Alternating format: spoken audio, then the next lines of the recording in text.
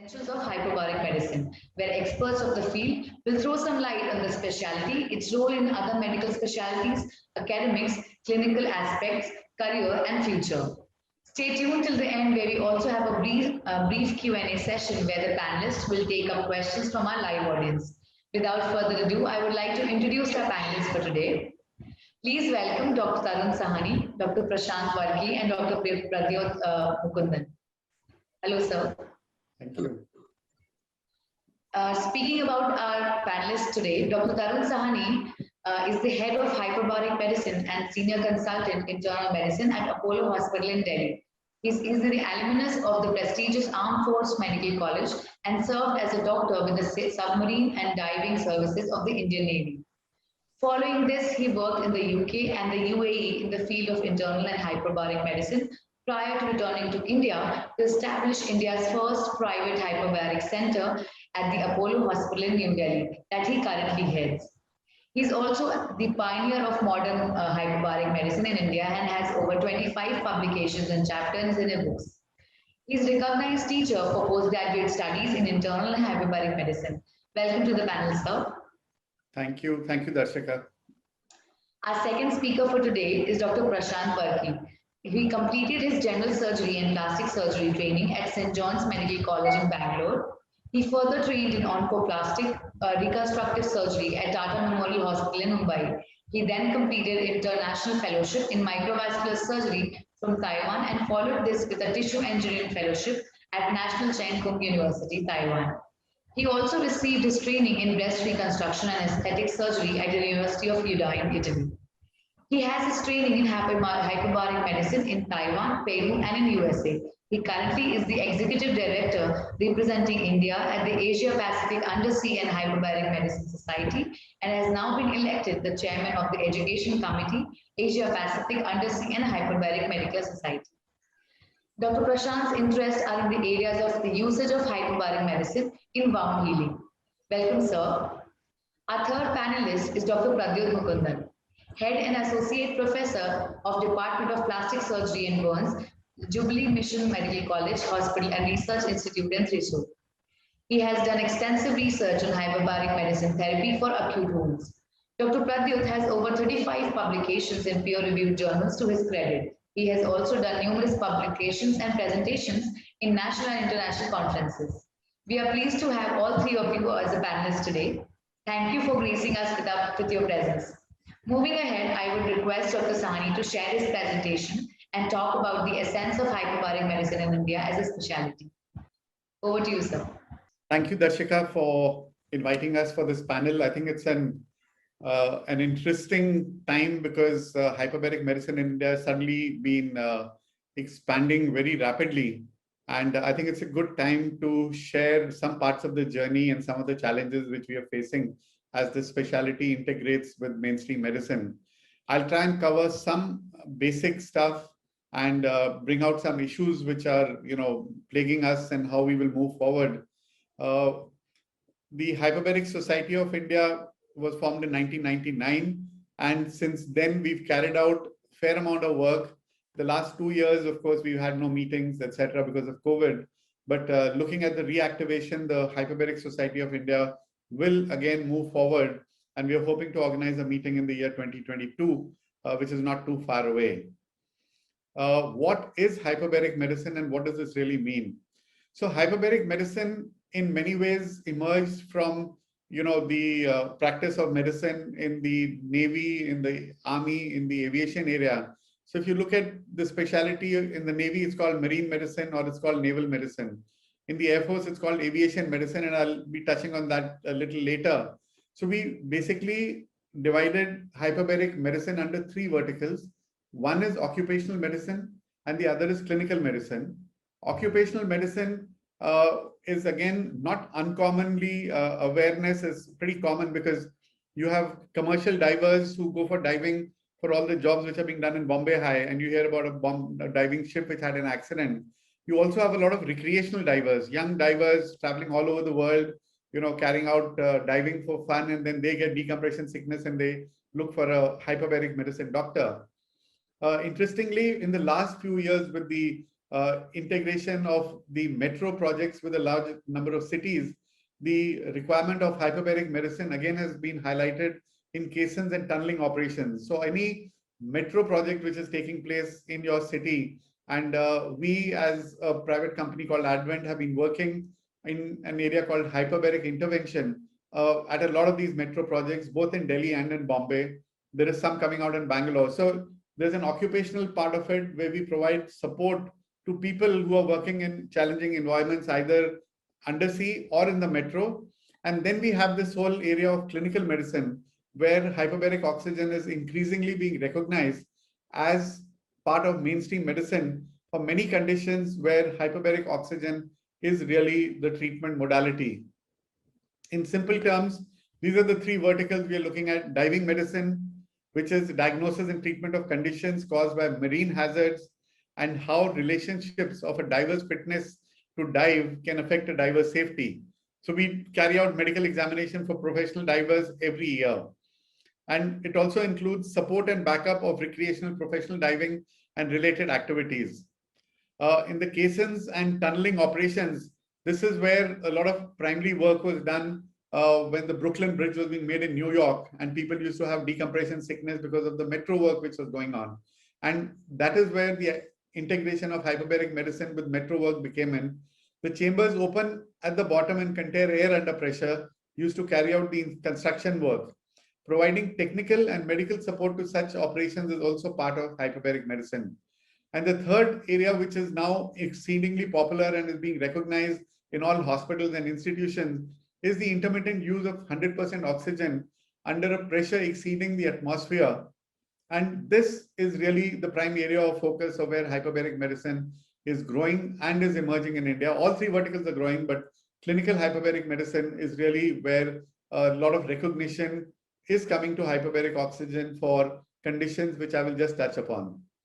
Hyperbaric therapy is not a new form of treatment. It goes back to the year 1662 when Hinshaw built this domicilium, which was a sealed chamber with 20% oxygen.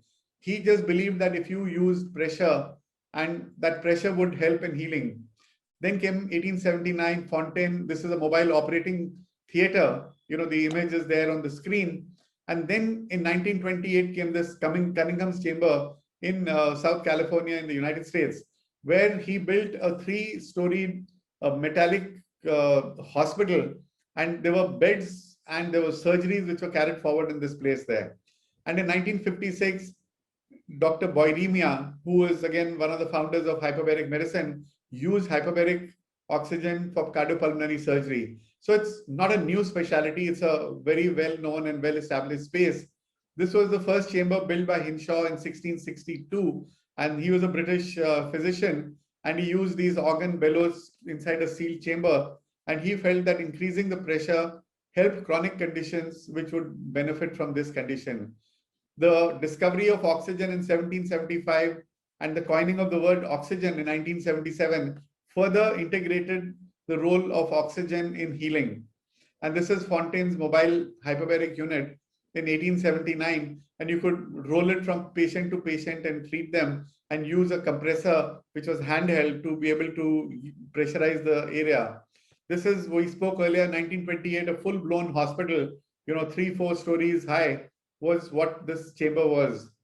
So in the late 90s, by the 70s, hyperbaric actually started declining because people thought it was a humbug. People were using it for all kinds of things, and it really went into disrepute. However, in the 80s, there was a revival of this field. A society called the Undersea and Hyperbaric Medical Society, which is the most respected society in the world today. And it carries out regular publications and studies on the role of hyperbaric oxygen. Books started getting published. Europe was not far behind. There was a European conference which was held in the year 2001, and there was a lot of work now being carried out in Europe, America, Australia, China, Russia, and India. So there has been a global increase in hyperbaric oxygen. In the USA alone, chronic wounds affect almost 6.5 million patients, and the spend on hyperbaric is almost 25 billion for the treatment of chronic wounds. Dubai, Egypt, America, all over the world now you have hyperbaric centers which have come up. This is a slightly dated chamber, I mean, a globally presence of hyperbaric.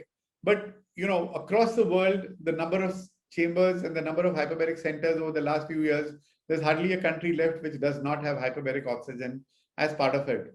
And we are not touching upon the wellness industry. The wellness industry is another huge industry where hyperbaric oxygen is being used in the form of for hyperbaric oxygen for helping tissue regeneration, for wellness, for recovery from complicated plastic surgery, etc. In terms of India, I know I do take a little credit for having been able to convince a private hospital to invest and set up a hyperbaric chamber at the Apollo Hospital in Delhi.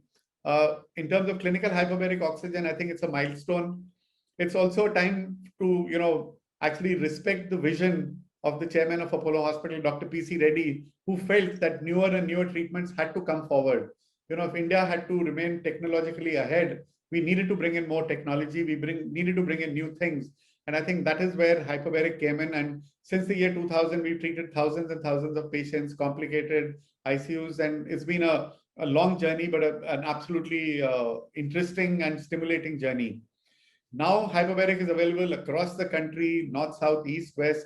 There must be, this is again it's an old count. There must be nothing less than 50 to 70, if not close to 100 hyperbaric centers across India. The mechanism of action, I'm not going to go into detail, just to touch on for the clinical aspect of hyperbaric oxygen. So basically, it's the treatment of using 100% oxygen intermittently inside the chamber area where the pressure level is more than 1.4 ATA. ATA is a term for atmospheric pressure absolute, and this is what is the molecule by which we measure what dose of hyperbaric is being given. So these two are important. The increase in pressure more than 1.4 ATA is important because that is the reason you need a specialized chamber where you can increase the pressure with patients inside, as is shown in the couple of pictures alongside my text. In simple terms, what does hyperbaric oxygen do? We know that oxygen is bound to hemoglobin all the time, and it's almost 99% saturated. We've all got saturation probes now, which we have used during COVID, so we know how much saturation our blood has.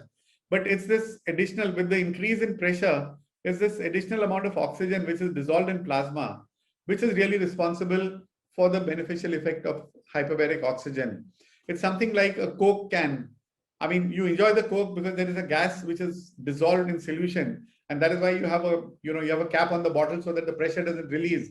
And the same logic applies because that pressure pushes the gas into the Coke solution. And similarly, here we use the pressure to dissolve the oxygen in the blood for it to show its beneficial effects.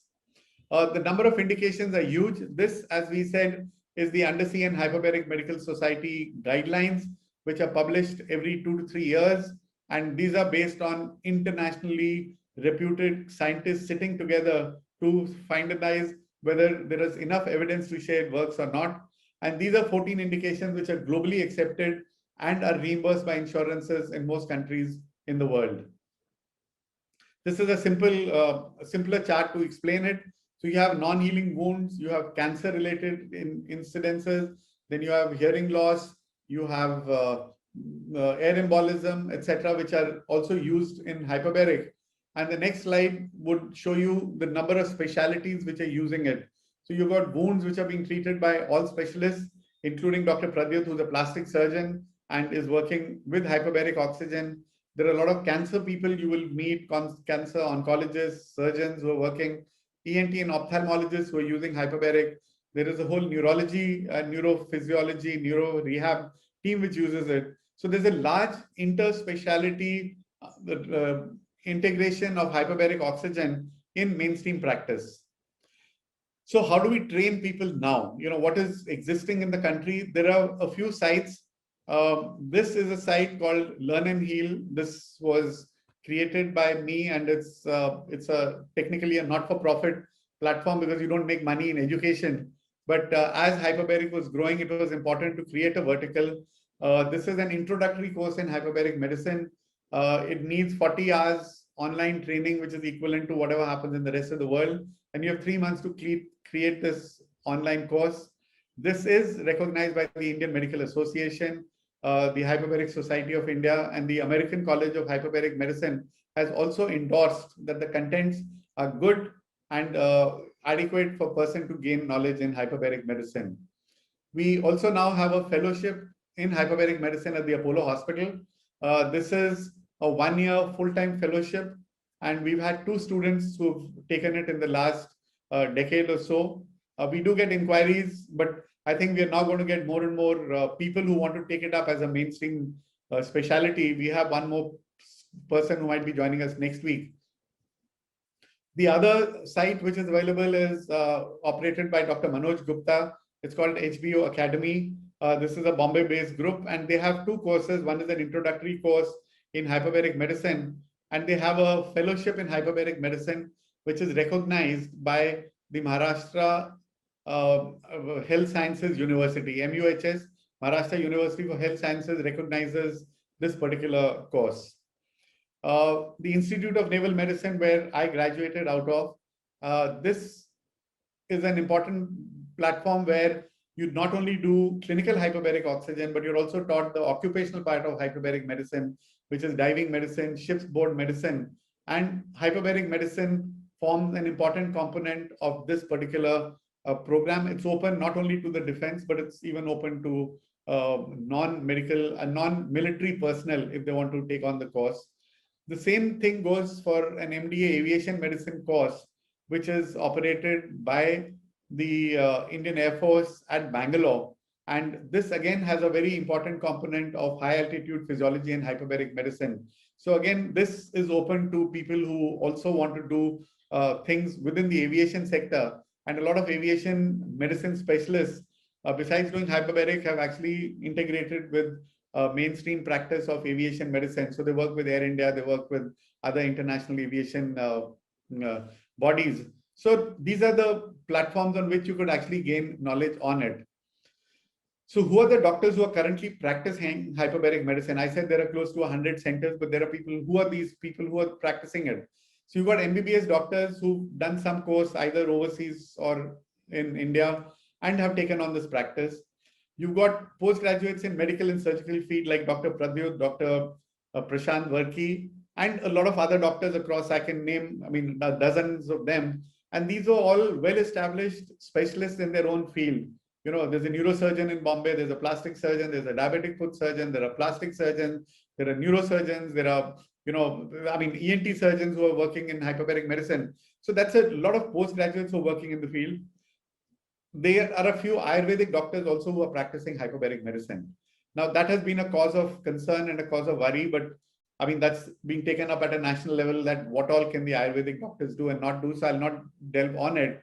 And there are others who are actually trained engineers and trained people, a very small percentage, but there are others who do not even really have a background of medicine and who are still running hyperbaric centers across it. The center also needs technicians, people who will operate the machine besides the doctors, and you need nurses. So the technicians, by and large, if I would say 80 to 90%, or maybe more than 90% of these are people again from the Navy or the Air Force or the Army who worked in these centers. So people who worked with me in the submarine medicine or in diving school. Now, these are the guys who understood diving medicine, who understood hyperbaric chambers. So a lot of hospitals have actually employed them as part of their team. There's a newer generation coming in, and those guys are doing on-job training. So paramedics are being trained, at hospitals like the Godrej Hospital in Bombay, the Apollo Hospital in Delhi, and I'm sure there are a few others as well, who are training technologists and technicians how to run it. The Raheja Hospital in Bombay has 2 physiotherapists who are running the hospital hyperbaric chamber extremely, in a very efficient manner. And again, nurses, there is no formalized program yet. We are working with the IMA to bring something in for technicians and nurses, but that's going to take a little while. But nurses who are working in centers like ours at the Apollo Hospital, based on the experience they've gained here, they've actually got jobs in the Gulf in the field of hyperbaric medicine. So just an on-job training and a certificate of experience at a good, busy center can actually help enhance your career prospects. So that is where we stand currently. Uh, what we need to understand are a few issues, and these keep coming up. There are courses like what we do at Learn and Heal. It's a knowledge enhancement course. It's not an academic course which is registered in the university. It's recognized by the professional body like the Indian Medical Association. There are courses like the Institute of Naval Medicine Diploma and the Hyperbaric Medicine course, which is being run through the Maharashtra University of Health Sciences.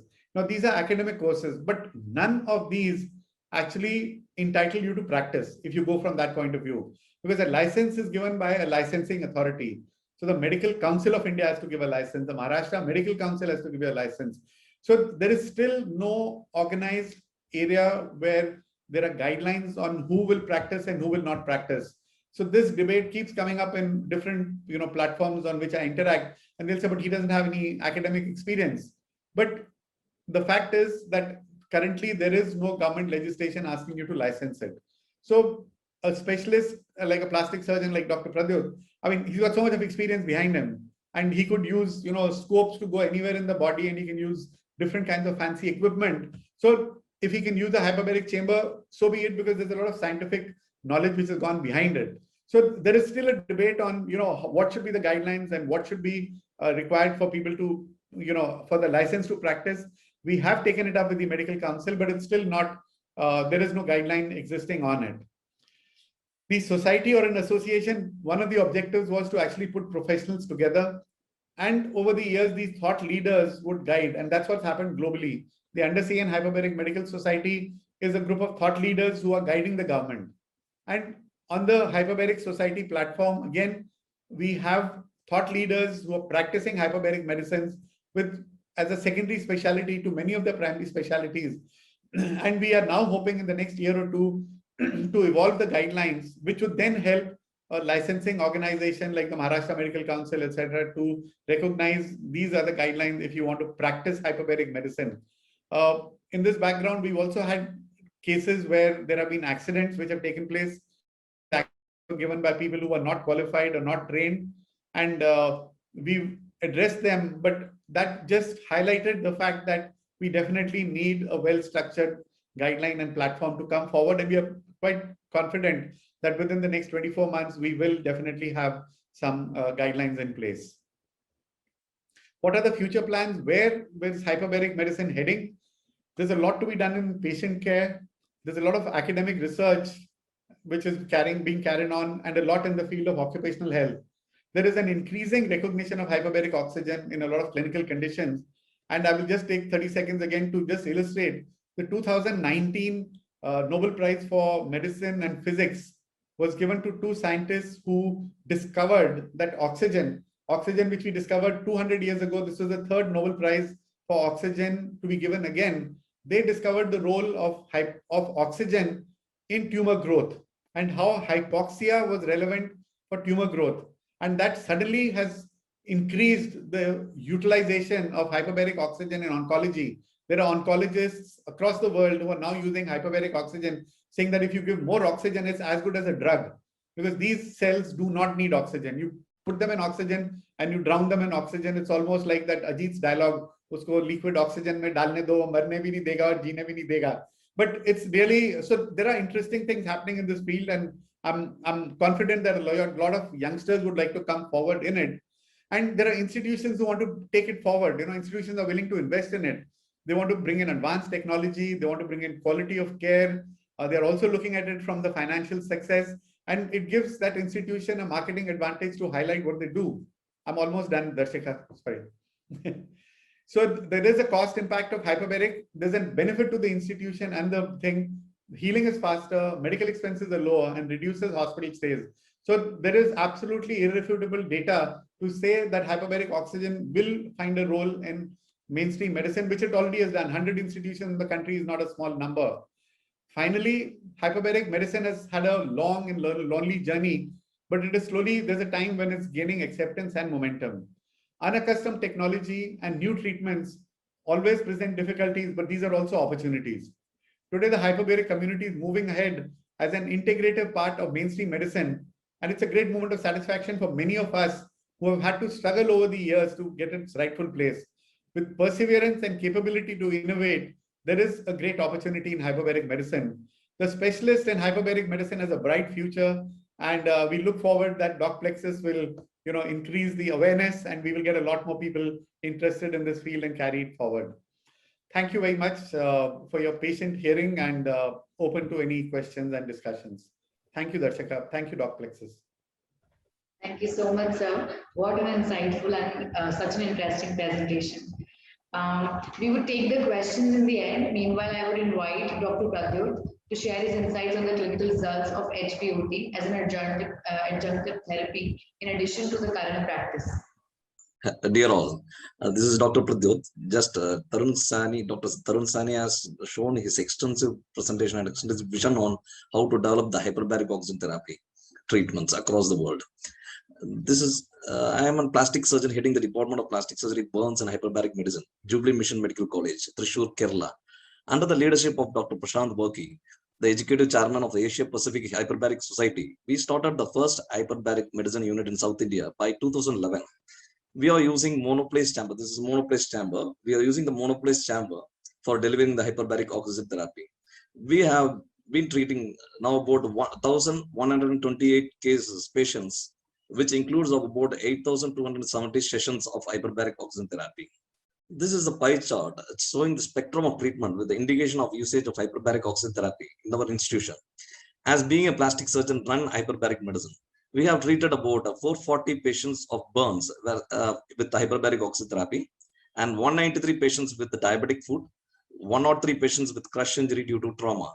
Later, we extended this hyperbaric therapy usage for various diseases, including snake bite injuries, osteoradionecrosis, diffuse brain damage, alcohol withdrawal syndrome, compartment syndrome, pressure ulcer, lymphedema, hypoxic encephalopathy, sudden hearing loss, and central retinal artery occlusion, aesthetic surgery procedures, multiple myeloma, fungal synovitis, etc. I'll try to make this presentation more functional by presenting each slide with the supporting publications made by us in the particular disease territory, and will describe the utility of hyperbaric oxygen therapy for the same. We found hyperbaric oxygen therapy to be more effective in early recovery of the burns injuries. In this particular article, we made a comparative study with the second-degree burns patients subjected to the hyperbaric oxygen therapy. These patients, we just compared two set of patients. One patient treated with hyperbaric, other is not treated with hyperbaric. The inference was the mean time of burns wound healing was reduced to 7 days, while it took 21 days to heal for the patients who were not treated with hyperbaric oxygen therapy. We took the aid of infrared thermography. These are the photographs showing infrared thermography to understand the recovery of the wound. Other salient findings on applying hyperbaric oxygen therapy in the burns patients were the early demarcation of the deep burns and prevention of disease progression with significant reduction of ICU admission of the patient, and significant reduction of infection due to anaerobic organisms, supporting the cut short of medication for the same, and helps the prevention of antibiotic resistance. Here in this article, we documented the day-by-day progress of the burns wound with clinical photographs and infrared images to get a better understanding of the burns wound healing.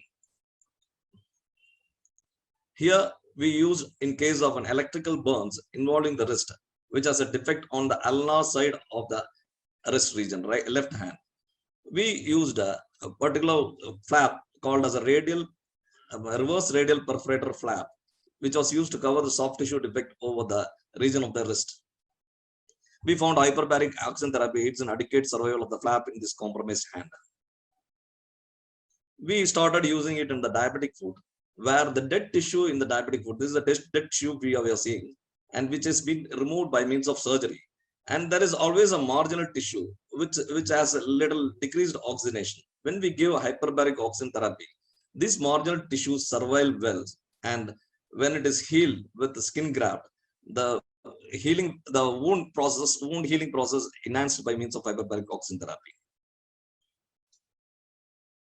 This is again a diabetic hand with loss of muscles and the pus radiating towards the distal forearm. And these were surgically debrided first, and then hyperbaric oxygen therapy was utilized for effective delivery of the oxygen demands to the marginal tissue between the normal and the necrotic tissue.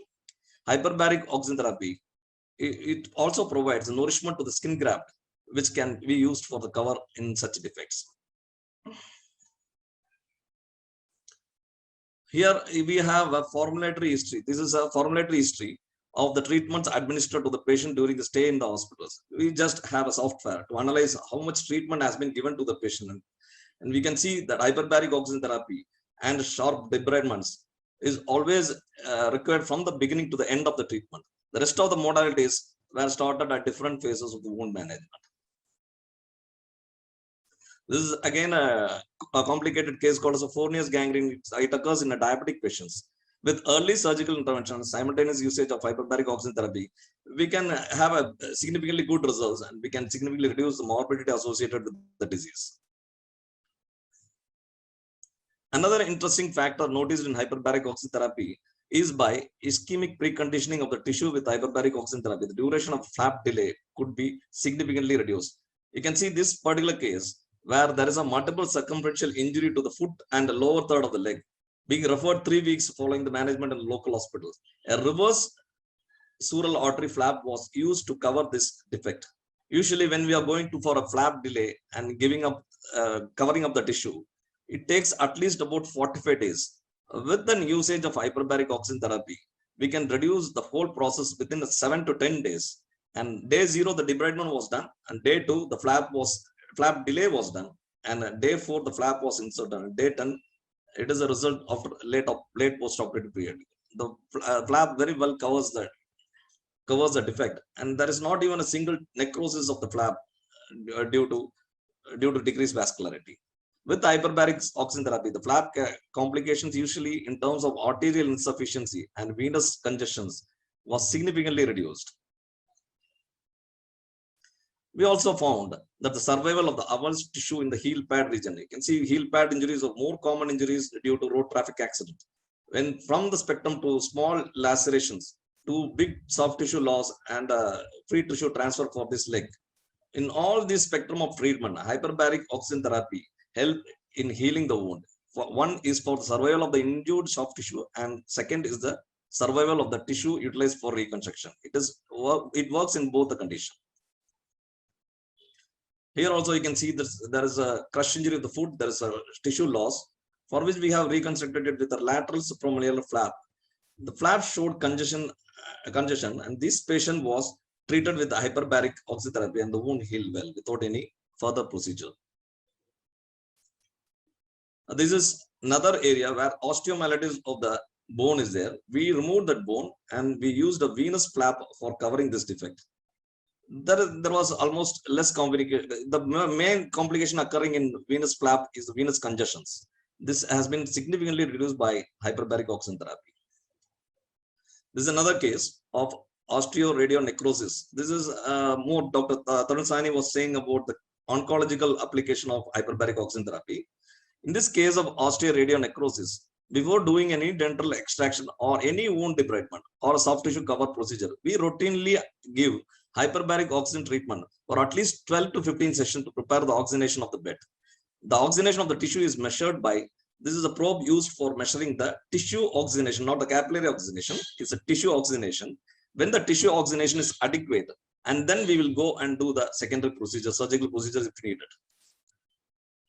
Because in these areas, irradiated areas are of decreased vascularity, we just increase oxygenation by hyperbaric oxygen therapy and then proceed on to the intervention. Another complicated injuries are snake bite injuries. These are the compromised wounds which require special attention for wound healing. We administer hyperbaric oxygen therapy for these injuries to reduce impending compartment syndrome. In our hospital, the patient came with 24 patients came with impending compartment syndrome, was treated with hyperbaric oxygen therapy. However, meticulous observation by the surgeon is required for preventing complication of compartment syndrome. In this study of 24 patients were admitted in impending compartment syndrome, was treated with hyperbaric oxygen, none required fasciotomy for the salvage. Usually, these compartment syndrome will lead the surgeon to go into fasciotomy. If a fasciotomy is done, there should be a further surgical correction or surgical reconstruction to be done to the fasciotomy site. As venous thrombosis is more common in snake bite injuries, adjunct therapy with hyperbaric oxygen therapy supports the flap survival also. This is another case where there is a soft tissue loss over the malar region. We reconstructed by means of a McGregor's flap. With adjunct therapy, the laying of scar tissue is very less, and it can be very well utilized for facial trauma wound also. We had our own regimen of giving 3 to 5 days of hyperbaric oxygen therapy to these patients of trauma, where the edema is very less and the scar laying, a fibroblast laying down is very less, so that the final outcome, aesthetic outcome, is good. Is another patient with compromised reimplanted tissue. You can see the bluish discoloration of the thumb. This bluish discoloration is because of inadequate venous return, and this was salvaged by means of giving hyperbaric oxygen therapy, and finally the patient went on well. This is another cancerous patient where we do an inguinal dissection. We used as V-type flap from the thigh and placed it over this defect in the inguinal region. The advantage of giving hyperbaric oxygen therapy is the flap take is complete, and you can find the flap taken till the tip of the transposed area. The one other area is this hyperbaric oxygen is given to a type 2 diabetes mellitus of 23 years girl for whom adipofacial flap was done. We started giving hyperbaric oxygen therapy for all these complicated diabetic wound thumb salvage cases. There is another cases where there is a loss of tissue due to the cross finger flap in the donor area. We used an perforator plus hatchet flap in this region. When the patient developed unusual complications, we always supplemented with hyperbaric oxygen to get a better outcome. This is recently we have procured a multiplex chamber in our institution to expand our horizon in the treatment of hyperbaric oxygen therapy. Thank you for listening, and please feel free to contact the number if you have any academic queries. Thank you so much, Dr. Pradyut, to share your insights on this relevant clinical issues when it comes to hyperbaric oxygen therapy. Moving on to the last segment of the presentation, I would like to invite Dr. Prashant Parkhi to talk about the clinical relevance of hyperbaric oxygen therapy in regards to topic selection of patients and therapeutic decisions. Good afternoon to you all. Hyperbaric oxygen therapy is not a magic bullet. My topic today, this afternoon, is choosing the right therapy at the right time. This picture might remind you of this character David battling against Goliath. So a small pellet like hyperbaric oxygen therapy cannot be used as a magic bullet against mighty wounds or problems in the clinic. Let's understand the basic of hyperbaric oxygen therapy. So as we all know that oxygen is bound with hemoglobin, and for this volume of blood, for 100 ml of blood, we have 19.7 ml of oxygen bound. Whereas when we take hyperbaric oxygen therapy at 2.4 times of atmospheric pressure, there will be a meager 5 ml per deciliter of oxygen dissolved in blood and in all body tissues. So it has to be taken cyclically every day. And this also is that when you come out of the hyperbaric chamber, unlike this value, this will become 0. So the first understanding is that hyperbaric oxygen therapy, other than decompression sickness, needs to be taken cyclically, repetitively, according to a dose that is decided by a trained hyperbaric physician. As you may already have heard, the approved indications for hyperbaric oxygen therapy, as a plastic surgeon, most of our indications revolve around problem wounds. It is written in Harrison also, and the science is much established about the mechanism of action of hyperbaric oxygen therapy, and it can be briefly summarized as hyperoxia with vasoconstriction. So it decreases the edema, decreases the cell gaps, and allows oxygen to reach tissues. Transcutaneous oximetry is the measurement of oxygen in tissues, not saturation. It is measurement of oxygen within tissues using a non-invasive probe like this and a machine like this, which reads the transcutaneous partial pressure of oxygen.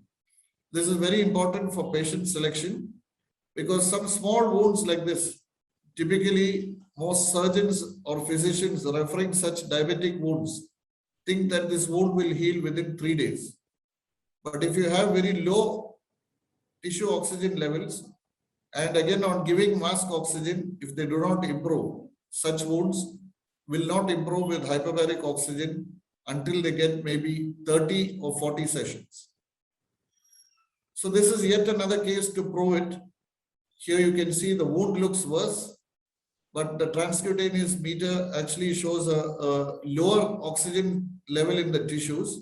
But on administration of mask oxygen, his value increased to 91, and hence this kind of a person may have an improvement in wound healing if he is given maybe 15 to 20 sessions. So these are all established protocols in selection of a patient. You may refer to the latest version of Harrison, very well mentioned, that patients who have transcutaneous oxygen pressure less than 40, and when you give mask oxygen by room air at room atmospheric pressure, if they rise to above 100, these are typically the patients who have a very good response with hyperbaric oxygen therapy. Now, those patients who have greater than 40 and have problematic wounds, they will definitely benefit, and they're not actually really like as shown in this algorithm. I'll show you a typical case. So a typical case is like a diabetic neuropathic ulcer, which is not healing. All of us want to go on this bullet train to get it healed fast. Most of the time, these patients, they do not have local hypoxia. But while you put a skin graft to decrease edema, to have the skin graft take better, definitely the use of hyperbaric oxygen 7 days before surgery, followed by another 7 to 10 days after surgery, would give a very good result. So a transcutaneous oximeter, there are two models available. This is an expensive multi-channel transcutaneous oximeter, and there are more affordable ones which are a single probe machine, now available in India, but definitely these are imported.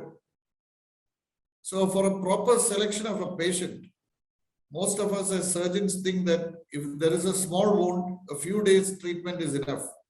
Unfortunately, it is not so. A revision of this stump to make it heal like this, because the transcutaneous oxygen meter showed low value, giving this patient 10 days of HBOT before surgery, doing a regular stump revision, and following it up with 10 days of hyperbaric after surgery would give you a very good result. Many times we get referrals to our hyperbaric center for cases like this. So this is a gangrenous toe, and we all, with all humility, understand that hyperbaric cannot make this alive again. However, when you need to do a ray amputation of this toe, giving this patient hyperbaric oxygen 1 week before surgery, doing a stump closure with the amputation, and following it up with 10 days after will definitely help this wound to heal, which definitely will not heal as the transcutaneous readings are very low. So an adjuvant properly timed is the best way to use HBOT in surgical practice. This is yet another patient with multiple toes gangrene. A restriction of progress of the gangrene can definitely be done. But when you see the transcutaneous meter placed above his knee, even the oxygen level above his knee is very low. So this patient has got a chronic occlusion of vessels below knee, and a reading like this will suggest that an above knee amputation, this stump is very unlikely to heal. So it's very useful to use the transcutaneous oximetry, not only to decide the level of amputation, but also to decide adjuvant hyperbaric oxygen therapy following surgery. Now, in all cases like this, we cannot use the transcutaneous meter. Just like in this is severe cellulitis with an lymphatic abscess. The potent anti-inflammatory activity of hyperbaric oxygen therapy is well documented. its anti-edema effect is very particularly seen here with also the decrease in redness. So here there is no role for a transcutaneous oximetry. This is just decreasing edema, cellulitis, and local infection. Another similar case like this with cellulitis, better seen here due to the color in the photographs. You can see there was no surgery done. These sometimes surgeons will nick this open to see if it is an abscess. It was just treated with 10 days of hyperbaric oxygen therapy and dressings, and they've all healed.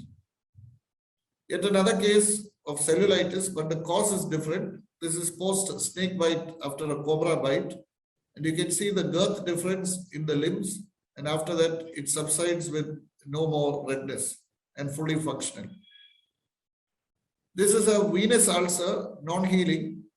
So before we place a skin graft on this, you can subject this patient to 10 days of hyperbaric oxygen therapy, follow it with a skin graft. So the wounds got better, then covered with the graft and further followed with the HBOT to get acceptance of the graft like this.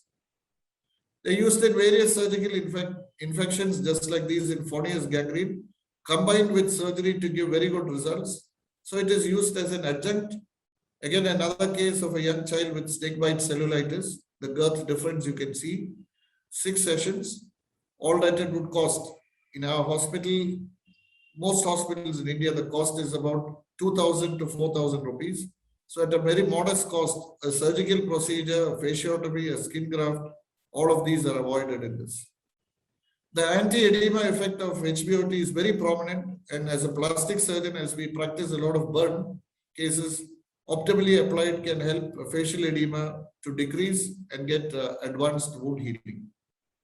Similarly, as such burns in very young children also, we have treated them in the monoplace chamber with the child's mother, and very good improvement within 3 days, also combining the use of gamma irradiated amniotic membrane.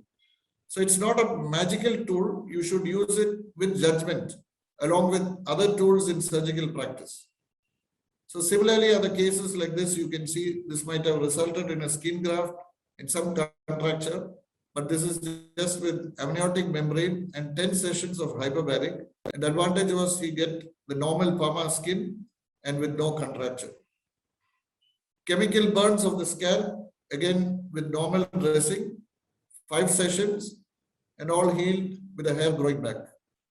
So it is used as an adjunct in, along with surgery and should not be just the sole modality of treatment.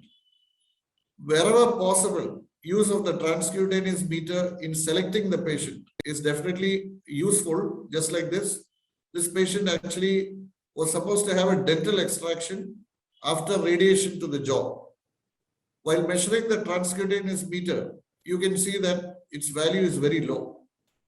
So if you extract the tooth, this patient would probably go in for an osteoradial necrosis. So 15 sessions before the extraction actually increased the transcutaneous oximetry, dental extraction done, and then followed by another 15 sessions, increased our oxygenation. So the increase in oxygenation is because of microcapillary formation. Permanent.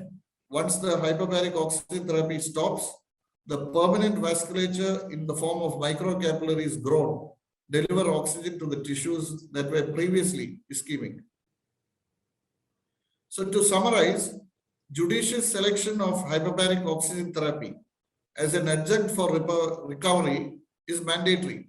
It cannot be used all the time for all patients, and also a proper timing is as crucial in selection of the case. Proper dosing as to the number of sessions that are needed is also equally important. Thank you so much, Dr. Prashant, for the presentation. Moving ahead, we have some questions from for the audience at the panel. So for the first question is for Dr. Sahni. Sir, I would like to know about the career aspects in terms of the monetary gain. Is hyperbaric medicine career gives good returns, sustainability, and in terms of the hyperbaric medicine career in India? So if you look at hyperbaric medicine, as I mentioned in my talk, the opportunities where you could educate yourself. As I mentioned, there's no licensing, but as it's grown in this country, there are three verticals. One is in the public sector. So you've got a lot of medical colleges where these departments have come up. AIMS, Rishikesh, SGPGI, Lucknow, I think maybe Jipmer and Pondicherry. So there are, and so those institutions are now looking for people in the field of hyperbaric medicine. Initially, they got integrated with the plastic surgery department or the general surgery department. But once we have qualified hyperbaric medicine doctors, they would get an opportunity to be integrated in. Like the Godrej Hospital in Bombay has two ex-Navy doctors who are working with them. So if there is an opportunity coming in, there is in the government sector, there is an opportunity. Then comes in into the private sector. The private sector eventually looks at whether, along with the benefit, would there be profitability for the institution. With the way things are going, we'll probably get insurance recognition in a year or two. Once that happens, the profitability even in private hospitals would go up significantly. The third reason where hyperbaric is growing and people who take up this thing is like right now, Dr. Pradyut and Dr. Prashant, who are both extremely illustrious plastic surgeons who are working in there. I think if we had a person who was specialized in hyperbaric medicine, I mean, these are the departments where they should take the load on, leaving the plastic surgeons and the surgeons to do what they're best at. So there is definitely an opportunity growing in the field of hyperbaric medicine. It's not as structured as some of the other specialties like medicine or surgery or DM cardiologies, etc. But it's definitely growing, and people who have practiced hyperbaric medicine, like I said, even if you don't have a qualification, just the experience certificates are getting you jobs in the Middle East. It's getting you jobs in Australia, just saying that you are a qualified hyperbaric medicine specialist. So there is definitely a great opportunity which is opening up in this particular field of medicine. What is the common dosage of hyperbaric oxygen therapy? For most wounds, as the indication of HBOT is different, in our practice, since we treat wounds, for most wounds, the dosage is actually the pressure that is used in the oxygen therapy. So that is represented in terms of atmospheric pressure. And this typically is 2.4 times of atmospheric pressure. Each session goes on for 90 minutes and it must be given daily. On an average, for problematic wounds, they get better within about 20 days. For most wounds where they have very low transcutaneous oxygen values, this would require more than 4 weeks, 4 to 6 weeks of treatment along with adjunctive therapy would be needed. So the lower the oxygen value in the tissue, the higher the number of times they will have to take hyperbaric oxygen therapy. Thank you, sir. I have a clinical question for Dr. Pradyut. So some physicians recommend air breaks once or twice throughout the course of the treatment of hyperbaric oxygen therapy. So could you help us understand the significance of air breaks? Actually, in monoplace chamber, there is no much significance of air brake system. It is more of the when you use a hood, then you require an air brake. They may feel suffocated because of this application of the hood. In monoplace system, they don't use a air brake system actually. Okay. Dr. Sahni, you want to add to it? Yeah, so what happens is the air brake came in for two reasons. One, like Dr. Pradyut mentioned, the people who are in multi-place chambers like the one which I use at the Apollo Hospital. Now there you need an air brake. One is because people get tired of holding a mask or a hood which they wear during the treatment part.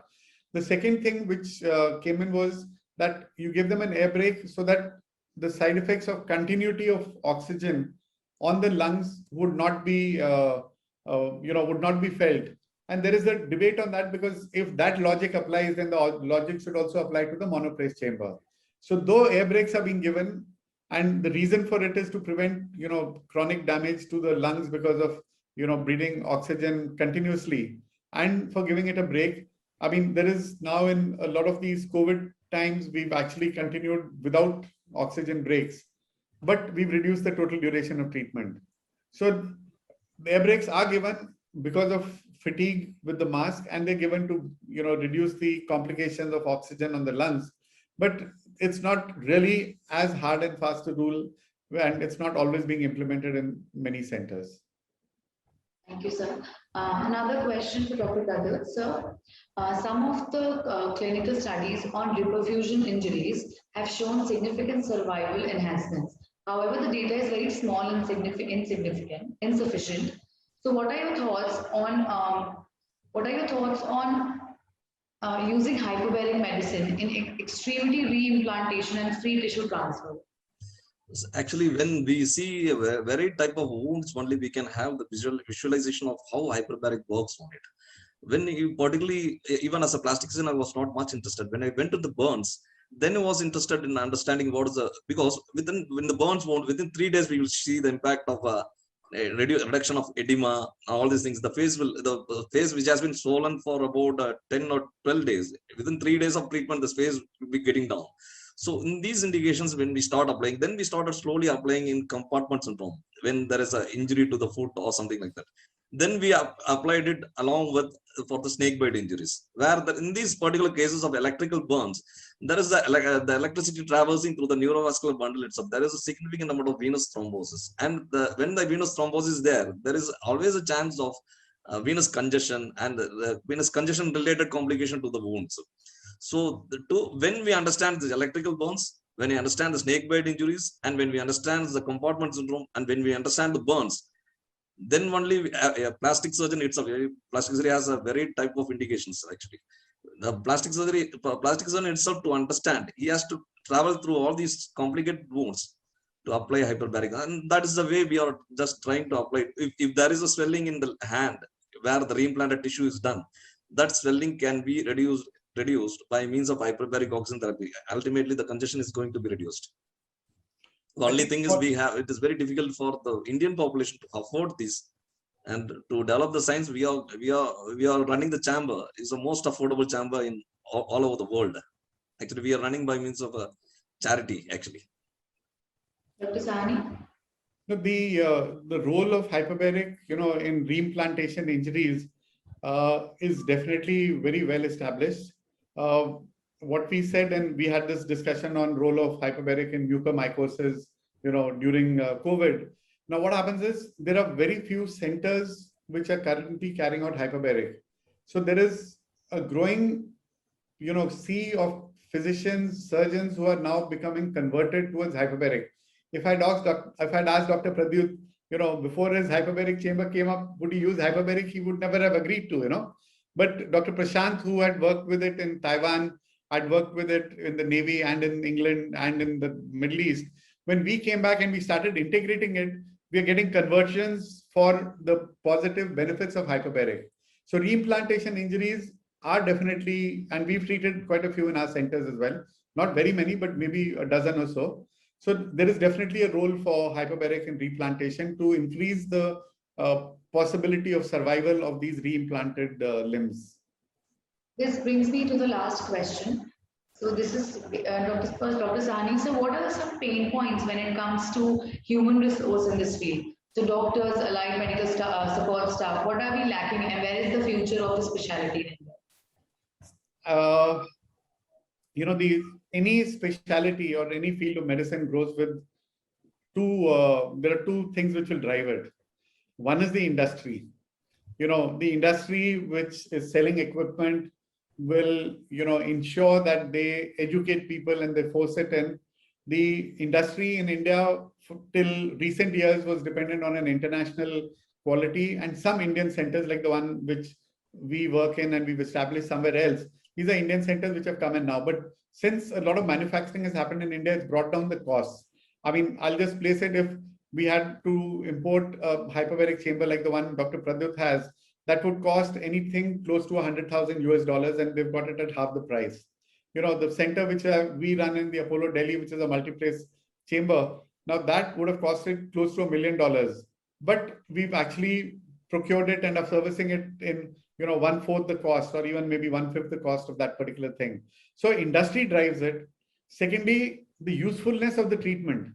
However hard the industry might try, if the treatment is not benefiting patients, it will not survive. And over a period of time in the last decade, or 2 decades since I've been working in this, we are seeing that conversion happening. Now I don't need to educate a surgeon saying send for hyperbaric. We've had an incident where there's a lady sitting outside my room. She's come from England and her father's got diabetic foot and she's looking for the best treatment in the world. And she reads about hyperbaric oxygen and she reads about the closest center and she discovers that inside Apollo Hospital and she discovers it's outside. She knocks on my door and says, can I use hyperbaric for my father for diabetic foot? So there is so much of penetration of information which is available on the web, which is now educating people. People don't need to, when they come to my OPD many years ago, I had to explain what hyperbaric is. Now, when they come to my OPD, I ask them, since you've read up so much on hyperbaric, let me know what questions you have, you know. So there's a whole sea change which is taking place there. I don't have to educate dentists to send osteoradionecrosis. They're reading it, it's in their mainstream book. They'll send me articles saying that, have you read this recent article? You know, and we would want to send a patient for hyperbaric oxygen. And so the awareness is growing, and that is the reason there will be growth, because there is a positive impact being felt on the patients. And eventually we are in the medical field, you know, it's for the betterment of the patients. However, you know, we might say that doctors are making money, they're cheating, they're not fair, they're, you know, impolite, they're rude. But at the end of it, deep in our hearts, it is good patient care and good patient outcomes which drive us, you know. And those are now being visible, and there is absolutely no doubt in my mind, you'll see another 100 centers. It's taken 20 years to get 100 centers. It will now take 3 years to get another 50 centers, you know. So it'll improve, or it will move forward in that rapid a pace. So in India, if you see, what is the cost of hyperbaric oxygen therapy? So varying between, I wouldn't know about the government hospitals, but in the private hospitals, right now, there are about 35 to 45 hyperbaric centers all over India. And most of these charge, it range between 2,000 rupees to 3,500 rupees in most, except in some cities where it may be a little more expensive. This question is for Dr. Prashant. How would you suggest one should better his or her patient selection criteria to improve the cost efficiency of the treatment? Yeah, so that personally, this is meant for the hyperbaric physicians and also in the network that they create with referring physicians.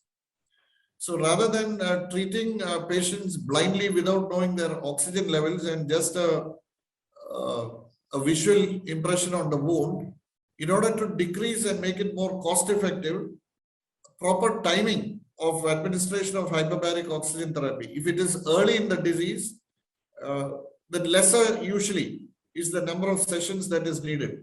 And for chronic wounds, it is definitely mandatory to use the transcutaneous oximetry to determine when to start, how much to give, and when to stop. Dr. Pradyut, any closing remarks from your end, sir, for the audience watching us here? The thing is, the treatment period of time is significantly reduced with hyperbaric. That is the most significant thing which you have to note of. Persons of burns coming with 21 days of treatment is reduced to 7 days. Some person will say that, why not wait for till 21 days? But it's not so. Within this 7 to 21 days, all the infection will bud up. So these are the things which we have to look into. We have to treat our patients in such a way that they can go home as soon as possible with all the resources which is available to us, and in a way which they can adapt to it. That's the thing we have to do right now. Sir, anything from your end, sir? I think, yeah, no, as a closing remark, I mean, Pradyut brought along a very important topic. You know, in the US also, hyperbaric actually grew because you could prove that the total cost of treatment, I'm not saying total cost of hyperbaric oxygen. So if you took 21 days, I mean, Pradyut works in a trust hospital, which is run by, by the church, where they still do, the patients are not paying for it. They've got a charity running in. But in private hospitals where insurances are paying for it, they're looking at the total cost of treatment. So if I had to keep a patient in my intensive care unit for 21 days, his bill only for antibiotics and ICU care would be 10 times more than what he would pay for hyperbaric. And if I can reduce his hospital stay, which is where I'd said in my slide, average length of stays, we significantly reduce the average length of stays, which makes the hospitals more efficient and it makes it more cost effective for the patient. So that again is a third factor mentioned by Pradyut, which will actually drive the growth of hyperbaric medicine in this country. Very correct, sir. So any closing remarks from your end, sir? I think it's an exciting field. We look forward to more and more people joining up, and there will be debates, there will be discussions, and we are happy to do that because growth cannot take place without discussion, debates, and open platforms for discussion. And thank you for creating such a platform at this stage. Thank you. So one of my take-home messages would be that as a first, I think physicians and surgeons could visit one of the nearest hyperbaric centers and observe results that they give in their practice. This would be definitely an eye-opener for you to understand how hyperbaric oxygen therapy can enhance the quality of care and recovery in your patients. This would be the first step. Once you could see these results, then the next step would be, there are several online courses that are available, but working in a hyperbaric center, visiting them for 3 or 4 days would definitely give you an insight into the results, and then approaching your hospitals to form a team that could help establish a hyperbaric center would be the way ahead, because it's not meant only for the plastic surgeon. In a typical tertiary hospital, the general surgeon, the urologist, the neurosurgeon, neurologist, the plastic surgeon, and a physician can definitely put together a team that ideally could be run by a critical care physician or an intensivist or an anesthetist. So it is these specialty people who need to go and train about how to use hyperbaric oxygen therapy, and those other specialties I mentioned are the key specialists who refer patients to such a hyperbaric oxygen therapy center. Thank you so much to all three doctors. Thank you, sir. This brings us to the end of this session. I would like to thank all the 3 eminent panelists for their time and valuable insights. Thank you so much for such a riveting and insightful discussion. I am sure it will help our doctors explore different avenues in ever-changing field of hyperbaric medicine, and also the growing field of hyperbaric medicine. Thank you all, dear viewers, and stay tuned for our 8YC exclusives coming tomorrow on tips of effective branding for yourself and your clinic at 6 p.m. Till then, stay safe and happy doctoring.